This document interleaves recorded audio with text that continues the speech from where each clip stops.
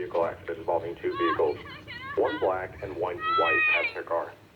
Callers reporting at least one subject to be trapped in the vehicle, one subject unconscious and not breathing. Bystanders are also reporting another subject on scene, disorderly and possibly under the influence. Responding units, your incident number is 31,568, 31568. Your time of dispatch is 11:28. What did you do, Lord?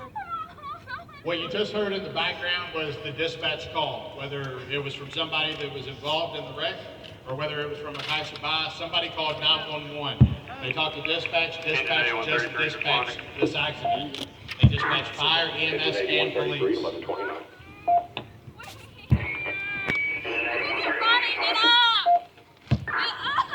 Engine 8131, 11:29. 104, 106, 501, 507, respond. 104, 106, 501, 507, responding 11:30.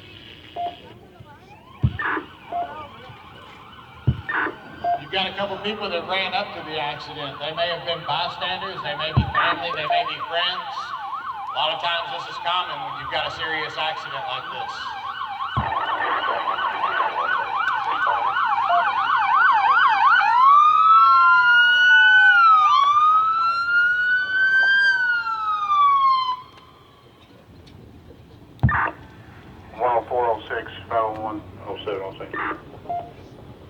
One 104, 106, 507, 506 on scene at 11:30. One on scene. 161 on scene, 131.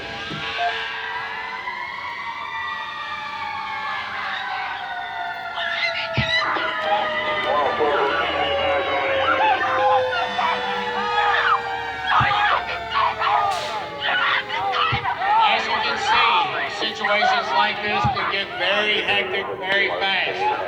You've got loved ones that are just hearing of the accident. You've got family and friends that are passing by. In today's day and age with social media, something's always being put out on Facebook or Twitter or Instagram or something. So you've got all these people that start showing up.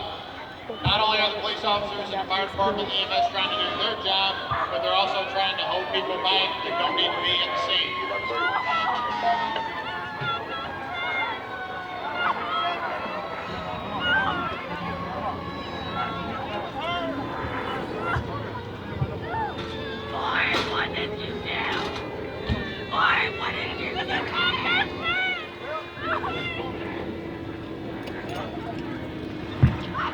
Engine 4 on scene at 11:36.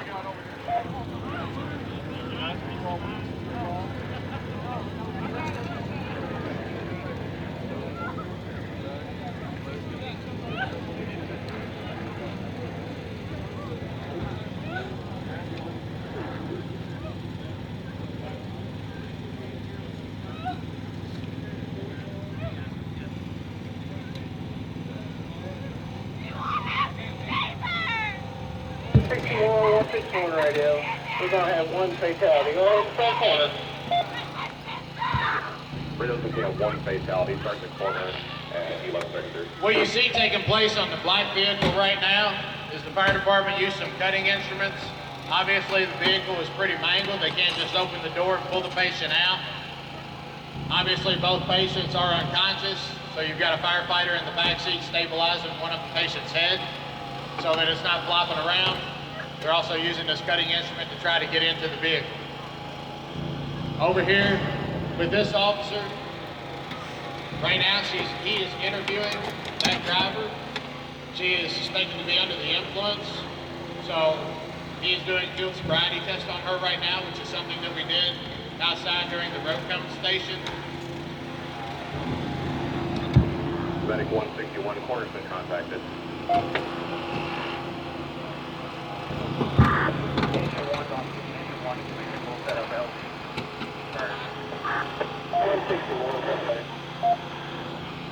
Engine 1 on scene, command, just setting up the landing zone at 11:33. Kentucky 7 has been contacted.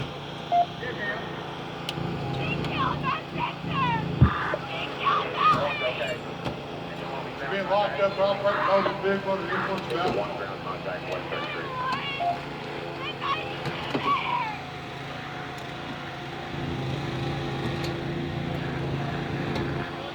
This passenger here in this white car has obviously been pronounced dead at the scene. The reason they put a white sheet over the top of her, it's sort of common practice. You see it on TV, you see it in the movies. That does happen in real life. Again, with the technology that we have today, people driving by, people taking pictures, people taking videos, that is not something that you really want to see on a Facebook feed, especially if that family has not been notified that that person is deceased. We don't usually ever release any kind of information, whether it be name, date of birth, the sex of the person, until we have made contact with the family and notified them of the death. In the black car, you can see they're still working to try to get that vehicle open.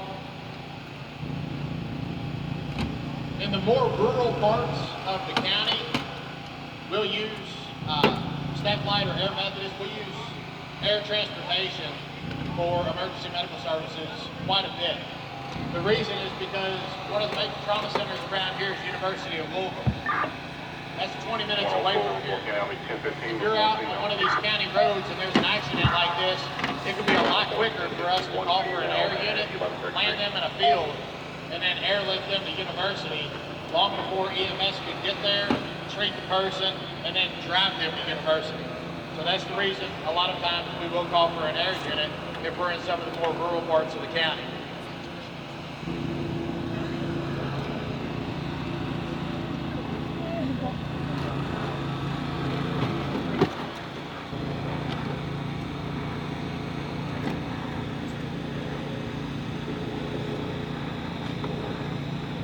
It took that firefighter about 5.5 minutes to get that door off.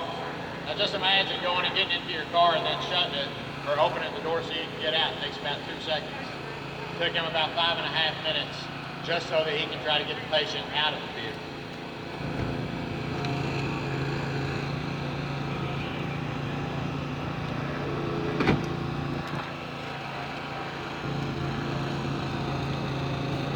This guy, the driver could be air flight at the University, and the female, you know,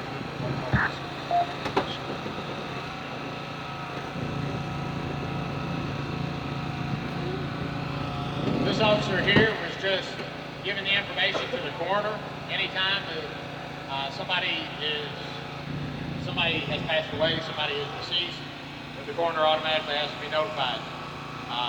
Even though we know they're not breathing, even though EMS knows that they're not breathing, they cannot be officially pronounced dead until the coroner does that. So in this situation, we've notified a coroner. The coroner will come to the scene, will do their own investigation, and will officially pronounce that person dead.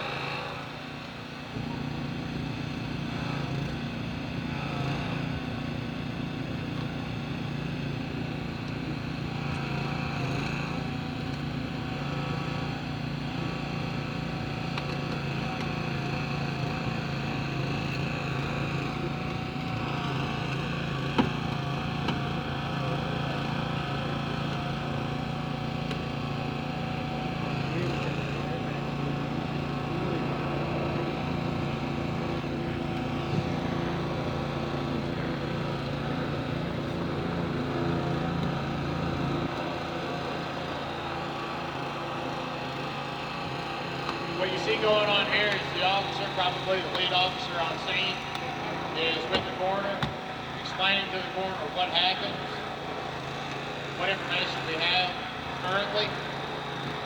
And like I said, it has to be the coroner that pronounces the person dead. So the coroner is going to have to look at the body, examine the body, and so forth, so that she can make, or he can make, that final determination.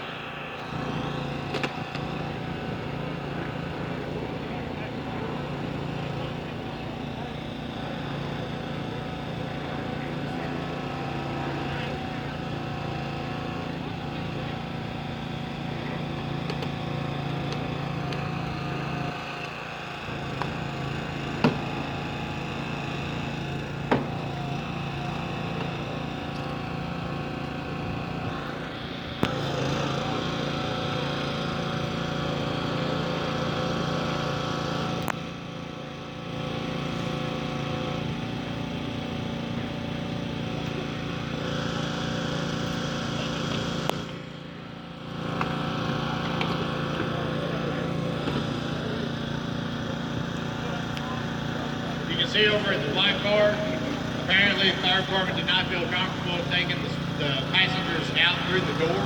It could be because the vehicle was still unstable to try to pull them out. So they've actually used their equipment to cut the entire roof off the car. That way it makes it a whole lot easier to treat the patient and get the patient out of the vehicle.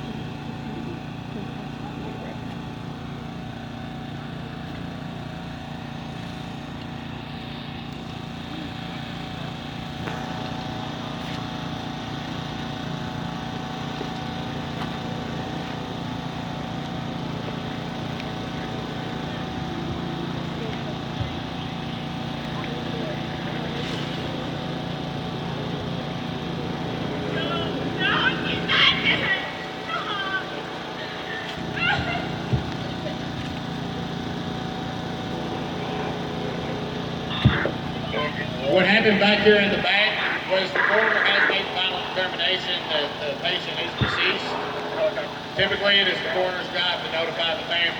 In this situation, we've actually got the family on scene, so the coroner just went over and notified the family that their daughter is in fact deceased. For your six man, do you have a patient status for Kentucky Center?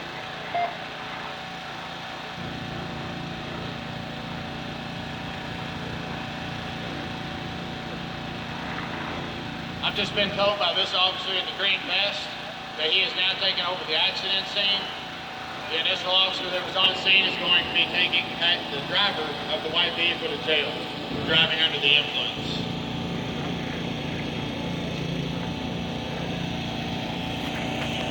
Once it's determined that she was driving under the influence, there will probably be an added charge for murder.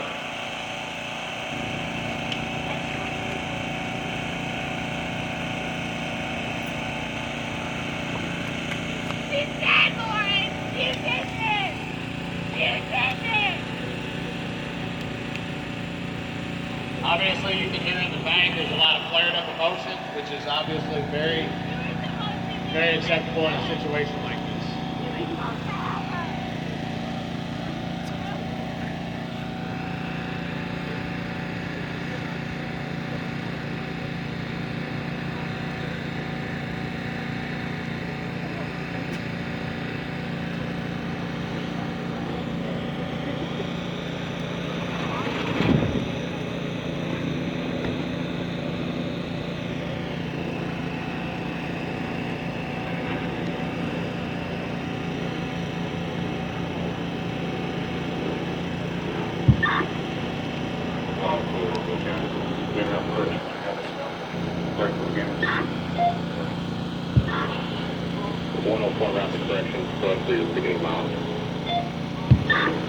Beginning miles, 50860.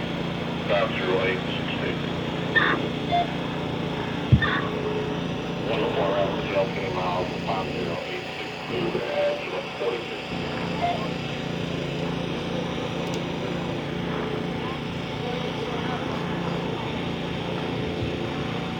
Bullitt and everything else, once we get him in the squad, probably go ahead and innovate once we get him in the squad. Alright, so what you've got going on over here is an EMS, a firefighter tending to this patient. Back over here in the back, you got some firefighters, you got some EMS personnel tending to another patient.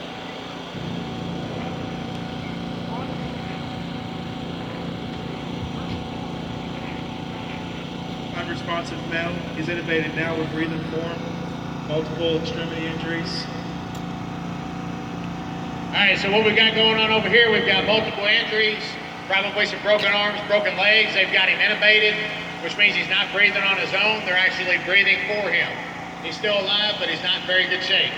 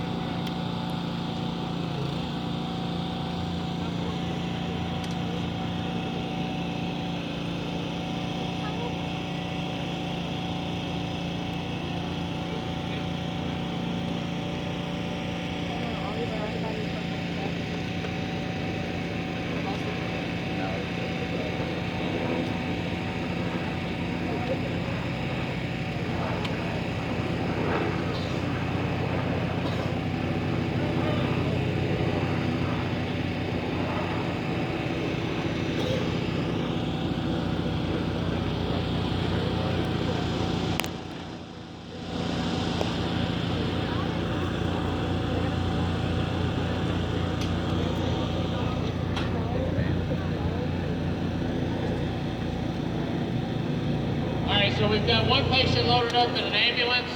We don't have another ambulance on scene at this time. We've still got another patient.